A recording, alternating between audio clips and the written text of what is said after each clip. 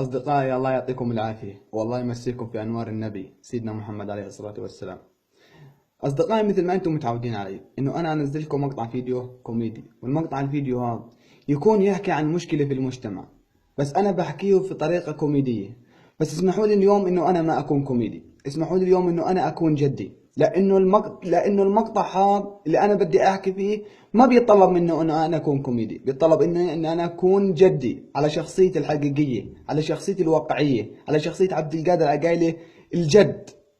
ممكن إذا بتسمحوا، ممكن إذا بتسمح إنك أنت ما تفكر إنه أنا بالحكي اللي بدي أحكيه إنه أنا بعلم عليك أو إنه أنا بنظر عليك، لا، أستغفر الله، أستغفر الله، ولا إنه أنا بدي أعلم عليك. أنت أعلى مني، أنا أقل منك، بس أهم إشي ما تتحسس مني. يا أخوان، اليوم بدي أحكي لكم قصة الشماغ الأبيض، وليش أنا بحب ألبس الشماغ الأبيض.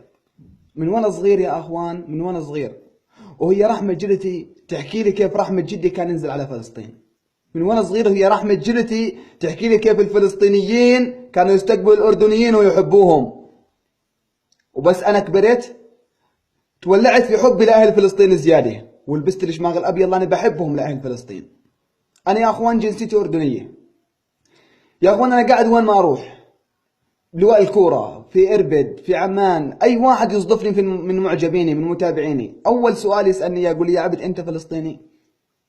أقول له: عفوا، بس ليش السؤال هذا؟ يقول لي: لأنك لابس الشماغ الأبيض. احكي له انه انا الذي لابس الشماغ الابيض معناته انا فلسطيني؟ طب واذا انا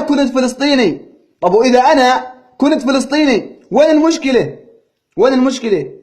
لانه الحزازه والعنصريه اللي فاتت بيناتنا كتلتنا كتل، لانه ما سمحت لنا انه نكون جديين واخوان وايد واحده. مزبوط ولا لا يا اخوان؟ اذا حكي فيه غلط قولوا لي، احكوا لي حكك فيه غلط، وانا بستقبل منكم اي شيء بدكم تحكوا لي اياه، انا بستقبل منكم. قاعد يا اخوان في كل قريه، في كل مدينه، في كل محافظه، في كل جامعه، في كل كليه، في كل مدرسه، وكل شيء هذا قاعد بصير. اردني وفلسطيني، اردني وفلسطيني، ترى انه وصلت لدرجه انه احنا الاثنين نكره بعض. ترى انه وصلت لدرجه انه احنا الاثنين يكون في عنصريه بين هذا وبين هذا. طب شو الفرق؟ شو الفرق بينك انت يا اردني، وشو الفرق بيني انه انا يا فلسطيني؟ شو الفرق بينك انت يا فلسطيني، وشو الفرق بيني انا يا اردني؟ شو الفرق يا اخوان؟ ما فيش فرق. الفلسطيني ماشي على سنة نبينا محمد عليه الصلاة والسلام، صلوا على النبي يا أخوان، وأنا ماشي على سنة نبينا محمد عليه الصلاة والسلام. الفلسطيني قبلته الكعبة وأنا قبلت الكعبة. الفلسطيني ماشي على لا إله إلا الله وأنا ماشي على لا إله إلا الله، معناته إحنا الاثنين واحد. إحنا الاثنين واحد.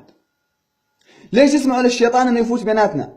أو أحكي لك، بدي أجيب أقرب مثال علي أنا عبد القادر عشان ما حدا يتحسس مني.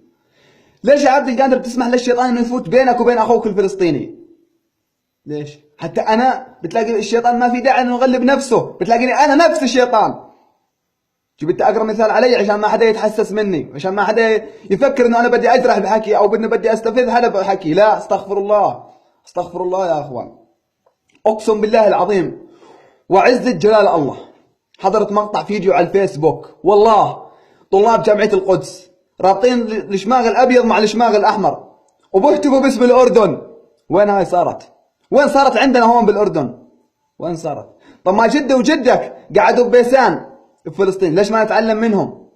جدي وجدك قعدوا بالجولان بسوريا، ليش ما نتعلم منهم؟ ليش ما نتعلم انه احنا اخوان؟ ليش ما نتعلم انه كلنا وطن عربي، ما في لا اردني ولا فلسطيني ولا سوري ولا من عارف، كل من قال لا اله الا الله اخو لنا، اخو لنا. المشكله هاي يا اخوان واجهتها وين ما رحت. ليش؟ ليش الاشياء قاعد بصير؟ ليش بتسمحوا للحرقه ان تفوت بينه وبينكم؟ ليش بتسمحوا للحزازه للعنصريه هاي تفوت بينه وبينكم؟ شو هي العنصريه هاي اللي احنا ماشيين بيها؟ شو هي العنصريه هاي اللي احنا ماشيين بيها؟ طب ليش؟ ليش تعال نسمح لشيء اسمه عنصريه انه يفوت بينه وبين اخوي الفلسطيني؟ ليش يا اخوان؟ يا اخوان اذا انه واحد خام او اثنين خامين، هذا الاشي ما بيمثل دولة كاملة، ما بيمثل دولة كاملة. كل انسان بيمثل نفسه، والخام خام على حاله، والمليح مليح للكل. هذا اللي بعرفه انا، وهذا اللي بعرفه الكل، هذا بالمؤاخذة يعني. بتمنى انك تكون تفهمني، وبتمنى انك ما تتحسس مني. يا اخوان في ناس كثير بيحكوا لي انه في ناس بتغلط عليك، عادي. في مين يحبك وفي مين يكرهك، وليش يا الله ما بتصغرني. بس بتمنى الفيديو الوحيد هذا، المقطع الوحيد اللي ما الاقي مسب ضدي، واللي بيسب علي بالمقطع هذا بكون مريض نفسي. باقي المقاطع هو حر، ينتقدني انتقدني. الله يمسيكم في الخير، وانا اسف اذا اني اطلت عليكم بالحديث، واسف اذا اني اليوم ما كنت كوميدي معكم، واسف اذا اني فت بدور مش دوري. الله يمسيكم في انوار النبي، والله يعطيكم العافيه. باي باي.